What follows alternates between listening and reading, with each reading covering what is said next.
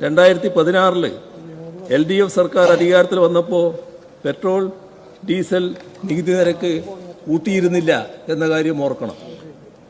2018 LDF സർക്കാർ പെട്രോളിൻ്റെയും ഡീസലിൻ്റെയും നികുതി കുറക്കാൻ തയ്യാറായി. അതിൻ്റെ ഭാഗമായി 509 കോടി രൂപയുടെ നികുതി ഇളവ് അന്ന് ജനങ്ങൾക്ക് ഒറ്റയടിക്ക് നൽകുകയും ചെയ്തു. സർ, ഇപ്പോൾ നേരത്തെ പറഞ്ഞ അതേ വാചകത്തിൽ ബഹുമാനപ്പെട്ട മുഖ്യമന്ത്രി നിൽക്കുന്നുണ്ടോ എന്നുള്ളതാണ് സംസ്ഥാനത്തോട് പറയേണ്ടത്. അന്ന് പ്രതിപക്ഷ നേതാവായിരിക്കുമ്പോൾ പറഞ്ഞ കാര്യങ്ങൾ അത് പാലിക്കാൻ ഇപ്പം തയ്യാറുണ്ടോ? അതാണ് വരുന്ന പ്രശ്നം. അതിനാണ് അദ്ദേഹം വിശദീകരണം യഥാർത്ഥം നൽകേണ്ടിയിരുന്നത്. ധവളപത്രം വരുന്നുണ്ടെന്ന് പറഞ്ഞു. അത് വരുമ്പോൾ നമുക്ക് കാണാം.